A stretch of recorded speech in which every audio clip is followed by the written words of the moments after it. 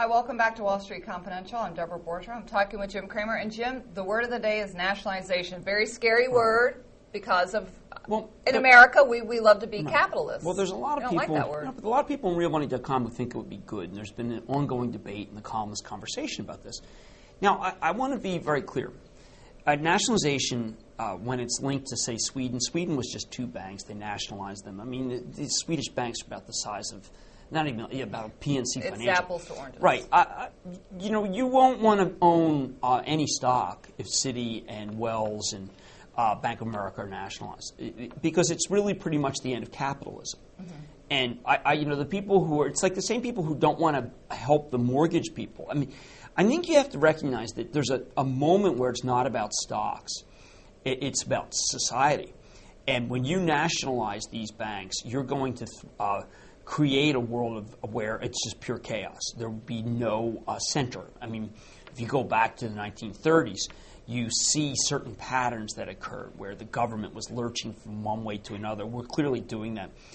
Tim Geithner did not talk about nationalization in his speech, but then he disappeared. Ben Bernanke, I think, was a slip of the tongue that he talked about nationalization.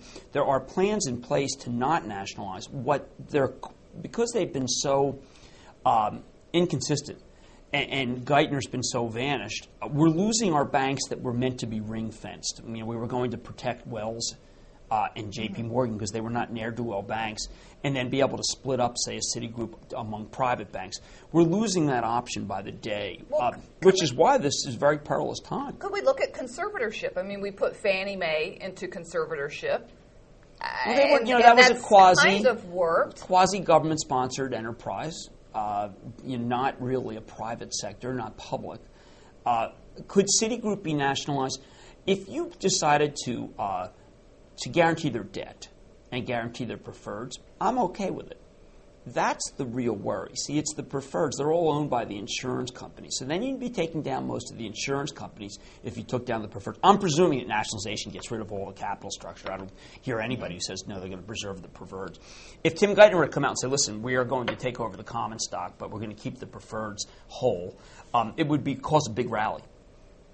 It has to do with the capital structure. Okay. If the government seizes everything and wipes out all the different entities and bonds and preferreds that Citigroup has, this is not GM. GM has not been an investment grade piece of paper for a long time.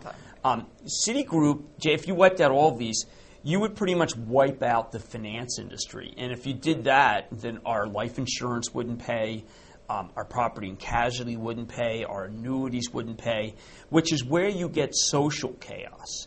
Okay. I mean, you can't. It's very difficult to imagine society staying put the way it is in a world where that happens. Now, one of the things that occurred in the 1930s is that they didn't understand the gravity of the situation socially. Not in Germany, not in France, not in the United States.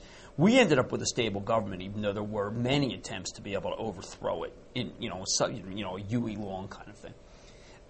France did not stabilize. Germany gave us fascism. Italy gave us fascism.